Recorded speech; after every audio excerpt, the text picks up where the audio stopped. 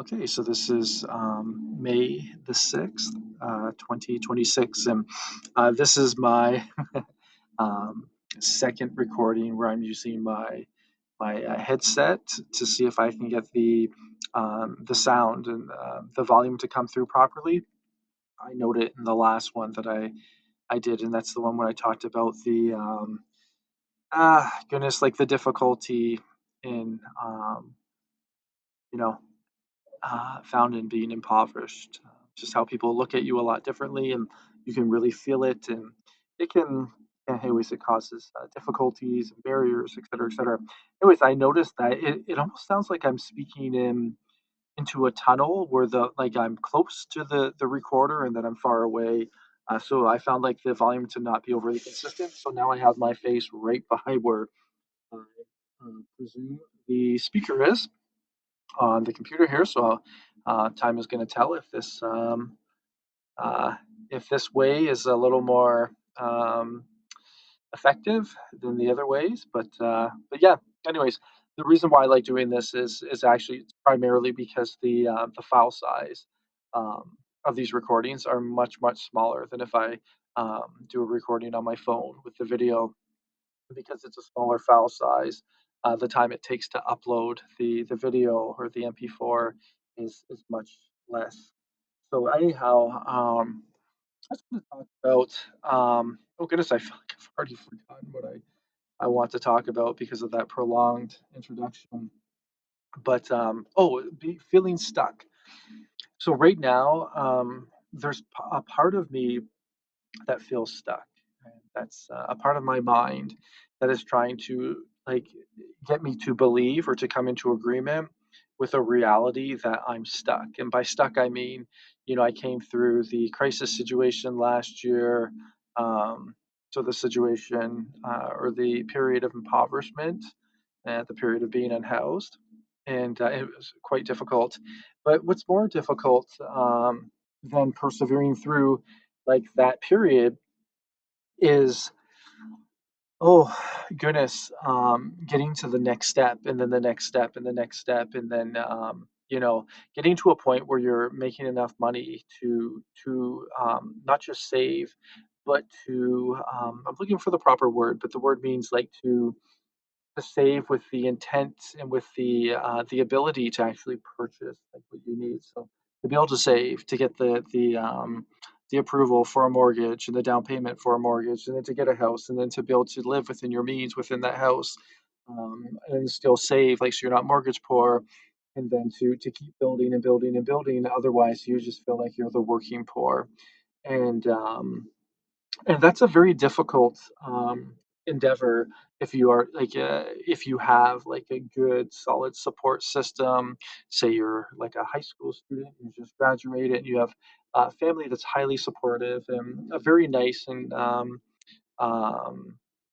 loving like home environment, and you decide to go to post-secondary school, and say they say, oh, you can just live here and focus on your studies, and they provide you with a vehicle, provide you with spending money.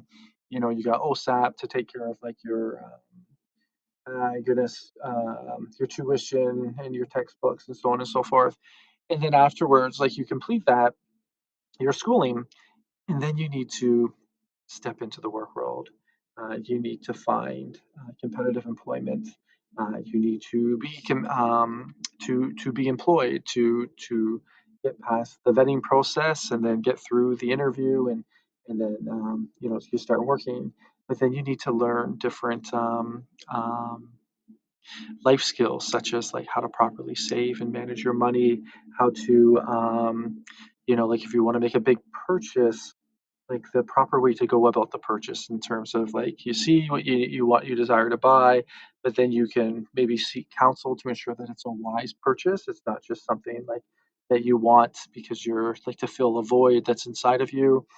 So it's not frivolous spending, but then how to, instead of using a credit card to buy now, you learn to budget and then to transfer money from one form of expenditure to another, or to a savings account, and then to take maybe like your disposable income and then like take a portion of that, and then so you can give yourself like realistic um, you can expectations, I guess, virtually, um, of when you should be able to afford, that item, and then you can prepare like in the future to getting into real estate, for example, is can be an amazing investment, but it's one that you just require like a little bit of knowledge and wisdom before you get into that. But anyways, and then you set yourself up, and then your money can start working for you, and you start to understand like the difference between like an investment in spending and then you have your house, and then like you can start thinking about marriage and all these and then children and all these wonderful things. Um, but if you're simply just working paycheck to paycheck, unfortunately, there can be this. It's not just working paycheck to paycheck that makes it difficult, and it's not just like starting at the bottom. And in this case, going through a crises period is less. It's different than starting at the bottom. It's like you're starting with a bucket that has holes in it. So you really, it's not wise to move forward until you have a thorough examination of all those holes, and then you do like after they're patched, and after you find the resources and the ways to have them patched, then you're going to want to first test to ensure that the holes are indeed patched and all the former holes are sealed, so you're not going to start filling the bucket with water only to realize a new leak has appeared, another leak, and another leak. Um, so there's steps to all this, and I find so going through a crisis situation, going through a period of homelessness, and being in a period as I am right now of impoverishment, it's rather difficult. And to get to like that next step, it's rather difficult, and as I mentioned before, even with like a really good, healthy, supportive foundation and support system, it's difficult. But how much more difficult is it for those that are that didn't have like that same solid level of support? Anyways, so the most dangerous thing that I find though is it's not so much in my circumstances. My current circumstances are my current circumstances, but with a good vision and a proper vision, you're afforded um, opportunities and a path or a way uh, out of like this pattern, out of these patterns. Um, and once you have that clarity of vision, you can move forward. But the biggest problem that I'm noting, and this is what I feel can add a lot of value, is you don't want to get stuck in your mind where you feel defeated, where you feel and you believe and come into agreement with this perceived reality that it's hopeless. Because once you believe that, it saps the energy out of you. It makes you feel anxious or can inspire you to feel anxious in any situation that you're in. It makes you feel like you need to make major decisions quickly because you need to escape, the the situations that you're currently in. Although even you understand that there's no rational um, a correlation between the situation you're currently in and the overall situation. It's kind of like having um, goodness, I can't think of a good example or juxtaposition or anyways example or illustration for this. But what I mean is like if you like if oh I guess a good one would be if like somebody's in a relationship that's bad, um, and then they get stuck in this mentality that there's no good women out there, there's no good men out there. Those are just lies. And then all of a sudden they just kind of give up and they start doing things. They lower their um, uh, inhibitions and or the things that used to inhibit them from doing the things that are dangerous or toxic, and then all of a sudden they just start doing things that are highly detrimental to them and are almost certain to ensure that like the very opportunities that would be or that are around the corner, they're never going to be able to step into because they're damaging themselves, their reputation, and just their overall character and view on like the sanctity of relationships. And so it's the same thing with this. And I find like there's for a couple of brief moments I've been thinking, oh goodness, I feel stuck. I feel like I can't get out of this. I'm feeling like now I'm just like this is like the way my life's gonna be. That's a very negative thinking. If I come into agreement with that, that reality can become the actuality. I refuse to come into agreement with that. And when I think about it, it's riddled with lies. The best way to think about this and what I've learned is first and foremost, I go to God and I'll seek God and I'll ask Him, what He desires and what He's saying in this moment. But I also have I have the responsibility as well to start making plans, and start investigating different options that are out there. If I'm gonna get back into my former role, then perhaps, like right now, I'm a little rusty, so perhaps there's some online resources that I can utilize, and I'll just have to put the time in and do some tests and upgrade some certifications, make myself a little more current, but also to show to a potential interviewer that, I'm serious about this, about returning, to this career and that I've done this before, so they can trust the my experience, but perhaps there's so much that somebody can um, interpret from a long lapse of um, in your work history, and a lot of it's probably going to be very on the negative side. So this can reveal, like, no, no, I'm serious about this, and it can, is it collaborate, or come into agreement with, like, the truth that I'll share, saying, oh, I took some time to pursue the passion of writing and things that I felt led to write about, and I want to do it until the job was done, and right now yeah, like, my former career or this career is not, it's not my choice. If I didn't have bills to pay, I would just write all the time. But I have bills to pay, and this is what I've chosen in terms of a career. And, so I'm going to try to re enter. There's that. But there's also a lot to say about me humbling myself and just actively searching for different um, different opportunities. And even with my writing, I had some really nice project ideas.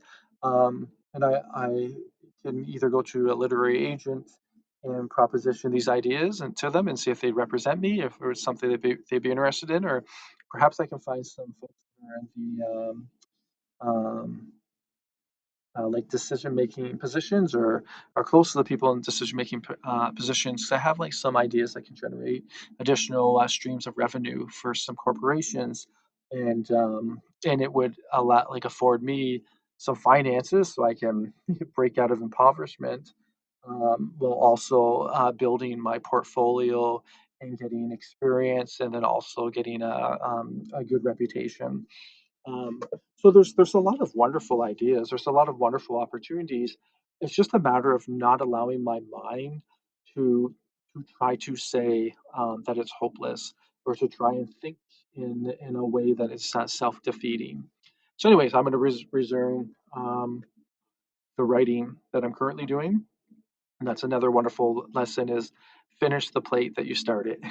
Always make sure there's a hungry man never leaves any food on his plate. So I will complete my word. I will complete my promise, and I'll finish like what I'm currently working on. But I'll start to jot these other ideas down, and then I'll start to do more time management. And with my time management, like, it's never wise for me to say, and I've learned this through experience, but to say, "Oh, I don't have enough time to do that. Oh, I'd love to do that." Well, there's lots of time. It's just, what am I investing my time in? And the key word there is an investment. And I might need to trim up on one thing, but then that time that is made free from trimming up on that one thing, I need to ensure that it's transferred over, um, to come into alignment with, or to be utilized to work on the things that I say I want to work on. So to hold myself accountable to that, and one of the main things, and one of the most simple and basic things, which is actually one of the more will provide you with the most success, is just learning to for me to learn to jot down these ideas, and then get a flow chart that is visual, that I can see, and then start giving myself like targeted dates and trying to meet those dates. But this way it'll track forward progression. So from the inception of the idea or the conception of the inception of the idea, all the way to the execution of that idea. And then just mark them off. And yeah, and also understand that when you go through it, uh, these things aren't as I think they're rather glorified maybe in cinema and novels and even in just like, you know, water cooler conversations.